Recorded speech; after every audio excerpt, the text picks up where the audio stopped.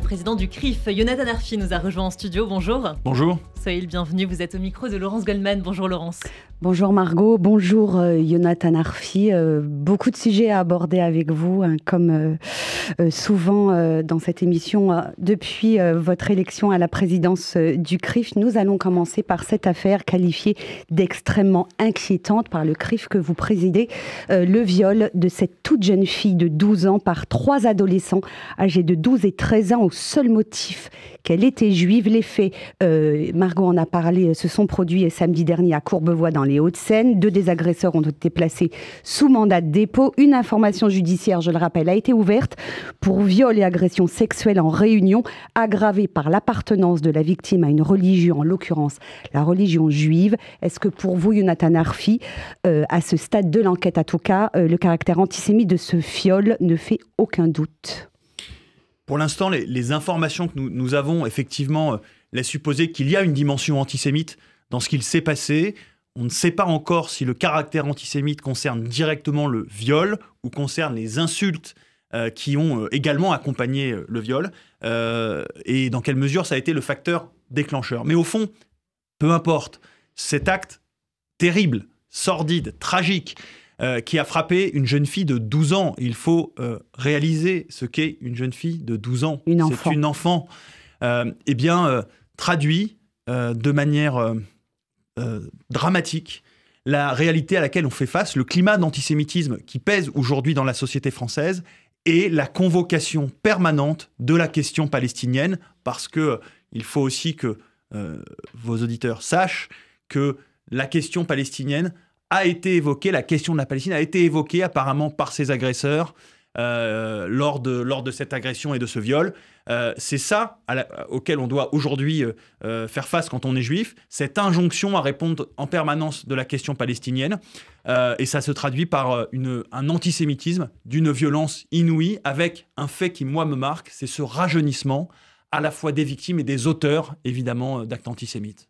Sur ce contexte d'explosion des actes antisémites depuis le 7 octobre notamment, je voudrais vous citer un communiqué de la LICRA qui accuse ceux qui propagent la haine éradicatrice d'Israël et chauffent à blanc les esprits de la jeunesse d'avoir une responsabilité directe dans ce type d'actes ignominieux. Vous êtes d'accord avec ce constat? Bien sûr, le qui climat... vise la LICRA et qui visez-vous? Qui a cette responsabilité directe de cette explosion d'actes antisémites qui aboutissent aujourd'hui à ce viol d'une petite fille de 12 ans? La responsabilité directe dans l'établissement de ce climat antisémite, en particulier depuis le 7 octobre, repose politiquement sur la France insoumise. Pourquoi il repose politiquement sur la France insoumise? Parce qu'ils ont choisi de souffler sur les braises de la haine d'Israël en sachant pertinemment que cela se traduirait par des agressions contre les Juifs. Ils l'ont fait en conscience, ils l'ont fait comme un élément d'un plan stratégique diabolique qui consiste tout simplement en un clientélisme envers des quartiers populaires issus de l'immigration arabo-musulmane, avec l'idée qu'ils trouveraient là un réservoir de voix complémentaires, et on l'a vu sur les élections européennes. Cette manière de désigner les Juifs, de les sacrifier sur l'autel d'une stratégie électorale, est immonde. Et malheureusement, ça finit par se traduire mécaniquement par des actes les plus dramatiques, y compris donc le viol de cette jeune fille de 12 ans. Lorsque ce sont 3 adolescents à peine sortis de l'enfance qui commettent un viol en réunion sur une jeune fille juive de 12 ans, ça veut dire quoi? Qu'il y a un terreau antisémite dans leur environnement, dans leur famille peut-être, dans lequel ils ont grandi? Ça veut dire que pour... Ou est-ce que c'est juste une conséquence de ce qu'on entend partout depuis le 7 octobre? On a fait plusieurs fois des études d'opinion et elles démontrent désormais que pour la première fois depuis la Shoah, le niveau d'adhésion à des préjugés antisémites est plus élevé chez les jeunes générations, les 15-24 ans, que chez les générations plus âgées. C'est une rupture fondamentale dans la lutte contre l'antisémitisme. Pendant des décennies, on a cru les uns et les autres que le temps jouait pour nous, qu'au fond, avec les générations qui passaient, l'antisémitisme allait être vaincu parce que la société est de plus en plus tolérante. C'est vrai que la société est de plus en plus tolérante d'un côté, mais on voit que les nouvelles générations, elles, notamment les plus jeunes d'entre eux, eh bien, elle est plus perméable aux préjugés antisémites, à l'aune à la fois de la haine d'Israël, de l'islamisme et des discours complotistes. Et évidemment, tout ça est galvanisé par les réseaux sociaux, parce que cette radicalité, elle se cultive parfois dans un environnement familial, mais aussi très souvent, malheureusement, dans l'environnement social de ces adolescents, c'est-à-dire leur groupe d'amis et bien sûr les réseaux sociaux. Voilà la réalité à laquelle on fait face. Et pour des enfants juifs, c'est tragique parce qu'ils n'ont plus parfois leur place socialement dans leur classe. Ils se sentent marginalisés, mis à l'index, stigmatisés, parce qu'ils auraient une opinion dissonante ou divergente sur le conflit israélo-palestinien. C'est ça qu'il faut dénoncer. Et j'entends très régulièrement des parents d'élèves qui me contactent en m'expliquant la difficulté qu'ils ont à parler à leurs enfants de ces situations et à les accompagner quand ils sont mis à l'index de la sorte. Je voudrais vous faire réagir à un tweet de François Ruffin, qui est membre de la France Insoumise et candidat aux législatives. Vous avez mis en cause directement le parti de Jean-Luc Mélenchon. Il a dénoncé, je le cite, un crime odieux qui révèle le machisme crasme de jeunes hommes, l'antisémitisme pour qui la judéité est une tare, un affront à l'honneur. Et il appelle donc que la justice se passe. Comment vous analysez cette prise de position de François Ruffin ? Est-ce qu'il y a une indignation à deux vitesses, ou est-ce que là, en l'occurrence, il incarne un autre courant à l'intérieur des Insoumis ? Non, mais encore heureux que des élus, des députés, des gens qui en plus ont des ambitions plus importantes que ça encore, sachent condamner un viol. Enfin, pardon, quand Ercilia Soudet condamnait des actes antisémites, ça nous faisait doucement rire. Non, mais on ne va pas se réjouir du fait qu'il condamne un acte antisémite. C'est normal, on en prend acte. Ça n'enlève rien à la responsabilité que porte politiquement la France Insoumise dans le climat, on en a parlé. Mais ils n'ont pas à recevoir de laurier parce qu'ils condamnent un acte antisémite. Je demande à chaque Français d'avoir tout simplement, j'allais dire même pas la cohérence, mais la décence de condamner un acte de ce type. Ça va de soi, de la même manière que chaque acte violent, dès lors qu'il a une dimension de discrimination d'une manière ou d'une autre, doit être condamné, ça va de soi. Ce qui m'inquiète, c'est plutôt qu'on a vu ces derniers jours que la France Insoumise a essayé de coordonner une stratégie de, on va dire, dénonciation des critiques d'antisémitisme à leur égard. Ils ont tous communiqué de manière organisée et synchronisée pour dire non, nous n'avons pas de problème avec la question de l'antisémitisme. Or, pourquoi ils font ça ? Parce qu'ils sentent bien que c'est le talon d'Achille de cette alliance, que c'est la vraie difficulté à laquelle la France Insoumise fait face. Et donc, nous devons ne pas céder et continuer à pointer l'antisémitisme qui est cultivé au sein de la France Insoumise, parce qu'il n'est pas acceptable que des partis républicains aient fait alliance avec eux. Alors, de l'autre côté de l'échiquier politique, Marine Le Pen dénonce une stigmatisation des Juifs par l'extrême gauche depuis des mois. Elle parle bien sûr de ce viol commis sur cette jeune fille. Est-ce que vous redoutez une instrumentalisation de cette affaire ? Comme on a pu le voir dans d'autres campagnes avec des faits divers. Au-delà évidemment du commentaire sur ce cas spécifique, on a une question de l'antisémitisme qui n'a jamais été aussi présente dans le débat public. Il n'y a pas une expression d'homme ou de femme politique qui ne parle pas de l'antisémitisme, soit pour accuser d'antisémitisme à raison une partie des responsables de la France Insoumise et une partie de leurs sympathisants, soit pour la France Insoumise pour s'en dédouaner. Et on a cette question-là qui est présente partout. Et d'une certaine manière, on pourrait se dire que c'est une bonne chose que cette question soit dans le débat public. Néanmoins, je dois dire qu'on parle beaucoup d'antisémitisme. On ne parle pas franchement des moyens de lutter contre cet antisémitisme. Et nous, en tant que responsable d'institution juive, en tant que président du CRIF, ma responsabilité, c'est de faire que cette question-là ne soit pas instrumentalisée par personne, d'aucun côté que ce soit, que nous veillons à ce que les intérêts des Juifs de France soient défendus, qu'il y ait des solutions qui soient proposées, qu'il y ait une prise de conscience de la société civile et pas que des politiques. Moi, ce qui me désole dans la séquence, c'est qu'au fond, les prises de parole politiques, on les a eues, on les aura demain, j'imagine, quel que soit ce qui peut se passer sur le terrain de l'antisémitisme. On aura des politiques pour le dénoncer. Mais quelle voix citoyenne il y a sur le sujet ? Est-ce qu'au fond, les Français se sentent concernés quand des Juifs sont visés ? C'est de ça dont je doute un peu aujourd'hui. Et notre responsabilité, c'est d'éveiller ces consciences. Alors, j'avais d'autres questions autour de cette agression à caractère antisémite, mais puisque nous parlons là clairement de la campagne pour les législatives, est-ce que vous avez noté que finalement la question de l'islamisme, de l'islamisation des quartiers populaires et des banlieues est quasiment absente des débats politiques et comment, d'abord, est-ce que c'est un constat que vous partagez avec moi et si oui, comment vous l'expliquez? Alors, la question de l'islamisme, on la retrouve présente de plusieurs manières. D'abord, dans la dénonciation des complaisances de la France insoumise, donc tous les partis du centre, de droite, d'extrême droite dénoncent les complaisances de la France insoumise avec notamment des organisations islamistes, notamment des associations liées aux frères musulmans sur le plan local. Je rappelle toujours la participation de ces leaders d'extrême gauche à la fameuse marche contre l'islamophobie, entre guillemets, c'était son nom en 2019, organisé par le CCIF à l'époque. Donc on a une réalité sociologique qui est celle-là, qui s'est traduite par le fait que parfois, cette question de l'islamisme, là encore, on en parle très théoriquement, mais on a peu de choses concrètes qui sont proposées. Il y a eu toute une série de dissolutions qui ont été faites, dissolutions d'associations et pas de l'Assemblée, qui ont été faites par rapport à des organisations islamistes par le ministre de l'Intérieur ces dernières années. Il faut que ce sujet-là se poursuive. Notre responsabilité, nous, en tant que juifs, c'est de dire que dans la doctrine islamiste, il y a au cœur l'antisémitisme. Et qu'on ne peut pas mener le combat contre l'antisémitisme si on ne mène pas en même temps le combat contre l'islamisme. Et que, évidemment, en menant le combat contre l'islamisme, on traite une partie de la question de l'antisémitisme, mais pas la totalité. Voilà, donc notre message là-dessus, c'est un message une responsabilité de faire prendre conscience aux Français que l'islamisme les menace.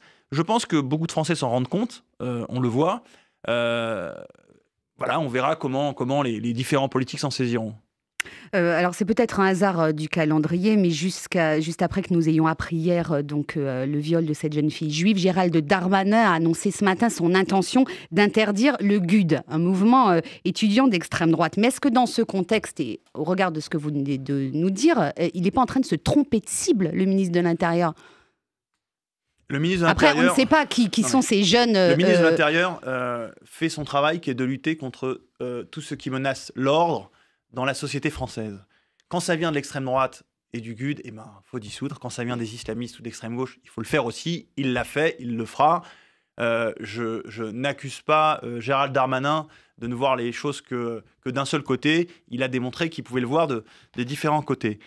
Il n'empêche qu'aujourd'hui, une des difficultés, c'est effectivement de démonter le discours qui dirait qu'il faudrait d'une certaine manière être plus indulgent avec ces groupuscules d'extrême droite, parce qu'ils seraient moins dangereux, il y aurait moins de passage à l'acte.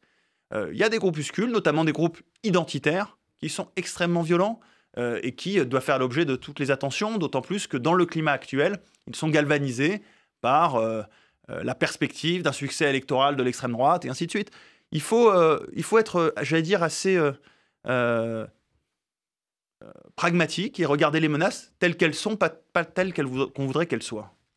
Est-ce que vous estimez, Yonatan Arfi, qu'avec ce viol samedi dernier à Courbevoie, une nouvelle étape a été franchie? Et est-ce que vous redoutez que cet acte antisémite extrêmement grave ouvre la voie à de nouvelles pulsions criminelles anti-juives, des attaques physiques à l'encontre des Français juifs?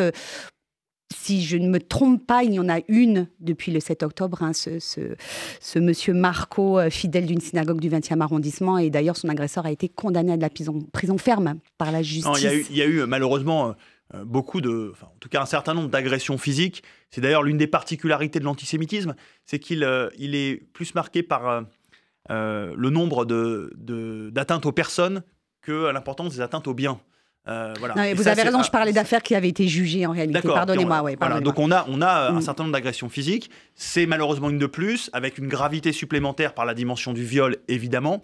Et la crainte, et vous avez raison de le souligner, c'est que l'antisémitisme, comme toujours, fonctionne par effet de mimétisme, par effet d'entraînement.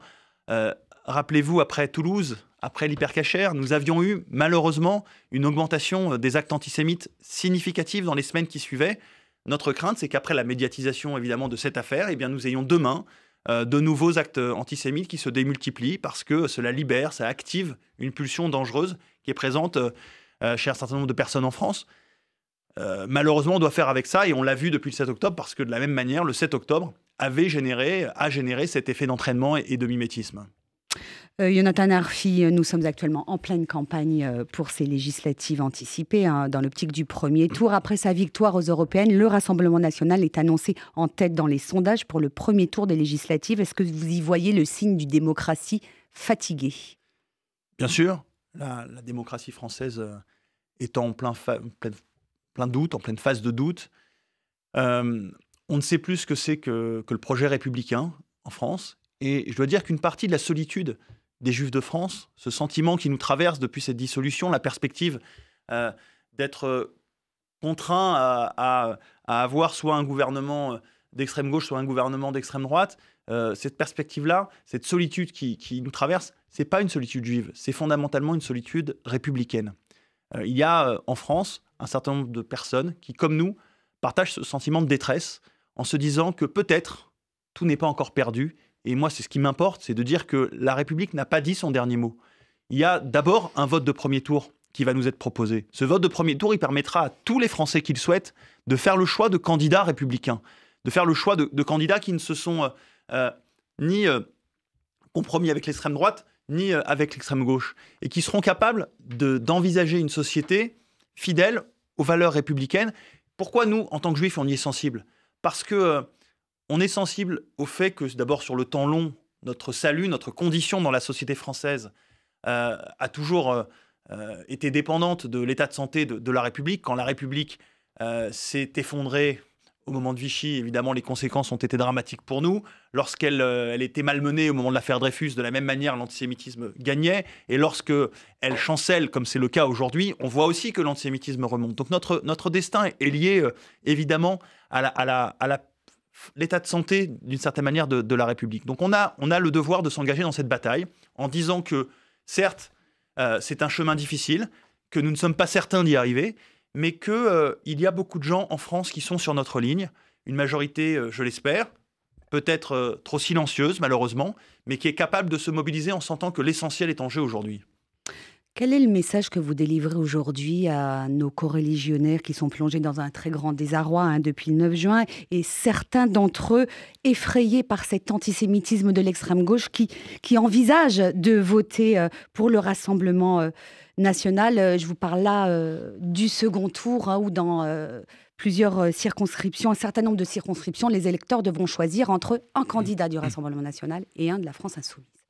Il faut être clair aujourd'hui. D'abord, je dois dire aux Français juifs qui sont traversés par ce sentiment d'inquiétude, de désarroi, que nous les écoutons et nous les comprenons.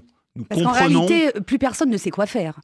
Non, mais il faut d'abord mettre des mots sur le malaise qui les traverse, mettre des mots sur l'antisémitisme qui progresse et dont ils ont le sentiment qu'il n'est pas combattu suffisamment dans la société française. Le fait que pour beaucoup de juifs, il est difficile de se projeter dans l'avenir, dans la société française sereinement, qu'on a le sentiment que même des sanctuaires comme l'école, comme l'université, sont aujourd'hui des lieux où nos enfants sont exposés directement à une menace antisémite. Alors ça dépend évidemment des lieux, mais enfin ça arrive de plus en plus souvent et dans des quartiers de tout type. Donc il faut d'abord mettre des mots sur ce malaise des Français juifs. Et puis leur dire que face à ce malaise, dans l'histoire, jamais le populisme n'a été un rempart face à l'antisémitisme. Si nous avions la solution, nous le dirions. Si c'était ça la solution, ce serait d'une certaine manière simple. Malheureusement, l'histoire nous a démontré que ça n'a jamais fonctionné et que ça n'a jamais permis de résoudre la question de l'antisémitisme. Alors, il faut accepter que nous sommes dans un temps qui est un temps de combat, un temps d'incertitude, qu'il y a une part de malaise que nous ne pouvons pas résoudre, mais que nous avons une force, c'est que nous sommes une communauté unie, engagée dans la société française, et que ce combat, nous pouvons le mener ensemble pour défendre la République, et que si nous y parvenons, si elle ne s'effondre pas le 30 juin et le 7 juillet, alors il y a peut-être un chemin possible. Rien ne sera résolu du jour au lendemain, évidemment, mais nous avons la responsabilité de garder ce cap quand on est juif en France. Merci Jonathan Arfi d'avoir répondu à nos questions et bonne journée. Merci.